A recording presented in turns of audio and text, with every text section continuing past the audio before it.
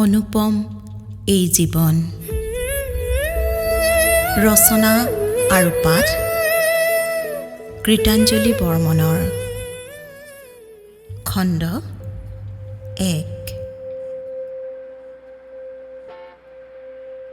সকলো কথাতে হাঁহিৰ খুৰাক উলিয়াব জনা তন্ময়ে কথাৰ লাচতে তাইক কৈ পেলালে, এই ডিভোৰ্চিবোৰৰ বজাৰত একেবাৰে দাম নাই বুইছা, কিন্তু সিহঁতেও আকৌ কোনোবা ভাল এজনৰ আশাত থাকে। নিজৰ কথাতে নিজেই প্ৰাণ খুলি হাঁহিলে। তাই তাক সংগ দিব নোৱাৰিলে।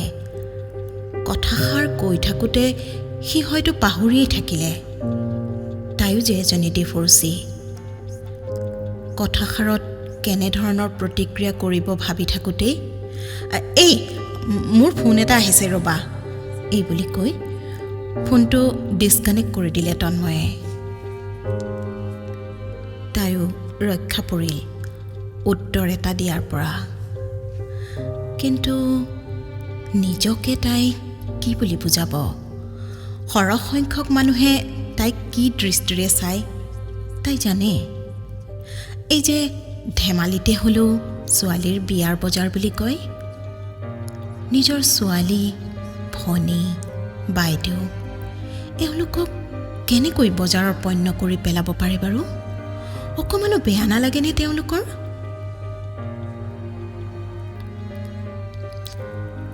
স্মৃতিবোৰ সুখকৰ নহ'লেও সেইবোৰ তাইৰ জীৱনৰ অংগ।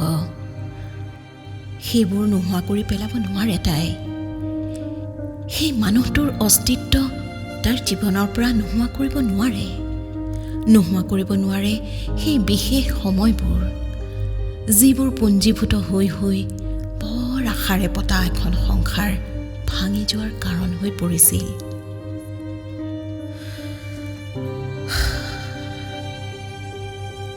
এটা দীৰ্ঘ হুমুনিয়াহ ওলাই আহিল তাইৰ বুকু ভেদি।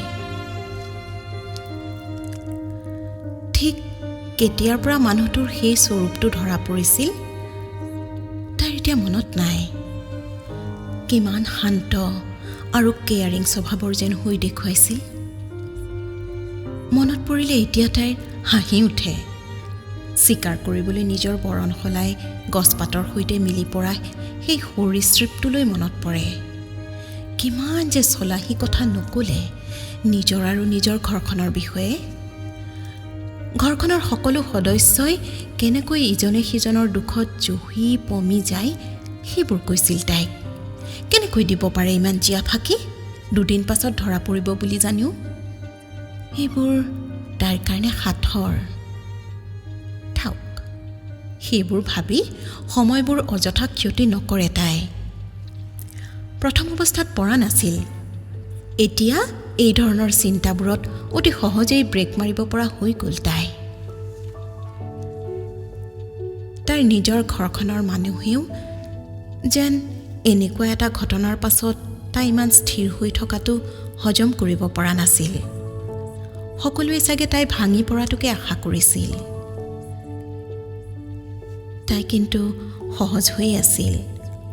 সকলো দৈনন্দিন কাম আগৰ দৰেই কৰিছিল, ভালদৰেই খাই বৈ আছিল। সকলো মানুহ হয়তো স্বভাৱতে ছেডিছ প্ৰকৃতিৰ, আনৰ দুখত তৃপ্তি পায়, এক ধৰণৰ শান্তি পায়। সৰু সৰু কথাবোৰতো, যেনে নিজৰ ল'ৰা বা ছোৱালীতকৈ চুবুৰীয়া ল'ৰা ছোৱালীয়ে কম নম্বৰ পালে, বেছি নম্বৰ পালেও হৃদয়ত এক ধৰণৰ জ্বলন অনুভৱ কৰে। কাকো ক'ব নোৱাৰিলেও আচৰণতে ওলাই পৰে সেই ভাৱবোৰ। কথা প্ৰসংগত তাইৰ ডাঙৰ ছোৱালীজনীয়ে ভনীয়েকক বুজাইছিল ছেডিষ্টৰ অৰ্থ। হিটলাৰৰ দৰে মানুহ, যিয়ে আনক কষ্ট দি আনন্দ লাভ কৰে। আক্ষেপ এৰা। আক্ষেপবোৰ নিজৰ পৰা যিমান পাৰি নিলগাই থ'ব পাৰিব লাগে, নহ'লে জীৱনটো অশান্তিৰে ভৰি পৰে। কিন্তু তাই দেখোন এই অশান্তিবোৰৰ কাৰণেই আক্ষেপ।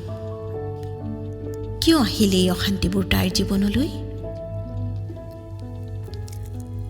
মা, ক'ত আছা? ছোৱালীৰ মাতত তাই বাস্তৱলৈ ঘূৰি আহিল। ইয়াতে আছোঁ। আজি তোমাৰ দেৰি হ'ল যে? দেৰি হ'ল নেকি? জানো, মই ক'বই নোৱাৰিলোঁ।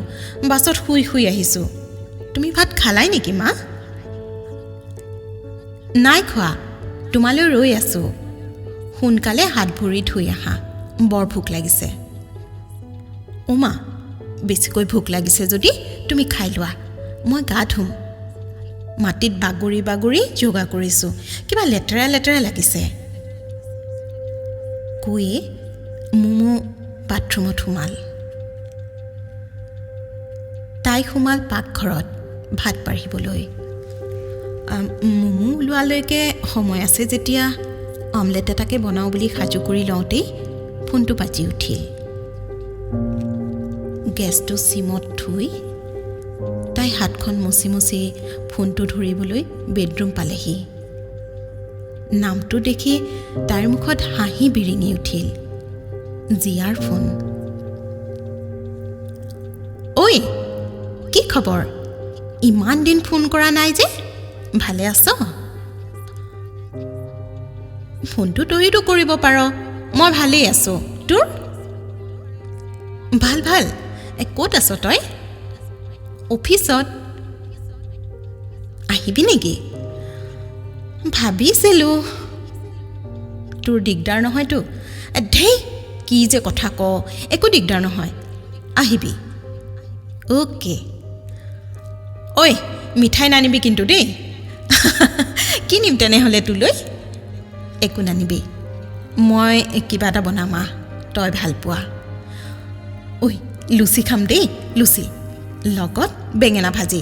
নাই যদি ক, মই লৈ যাম। আছে আছে অ', আহিবি তেনেহ'লে।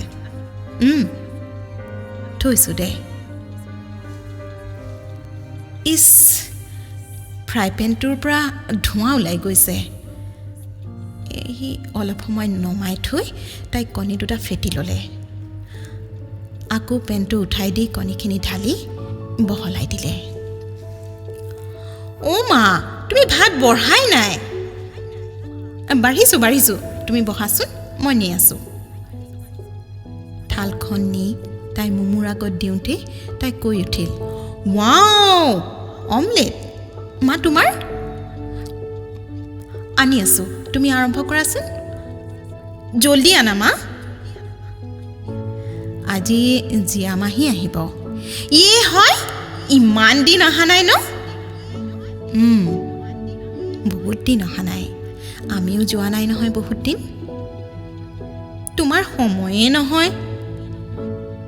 কি কৰিবা আৰু, সময়বোৰ নিমিলে গৈয়ে দেখোন। মাহীও দূৰত ঘূৰি ফুৰিব লাগে নহয়। কথা পাতি পাতি দুই ভাত খাই থাকোঁতেই কলিং বেলটো বাজি উঠিল।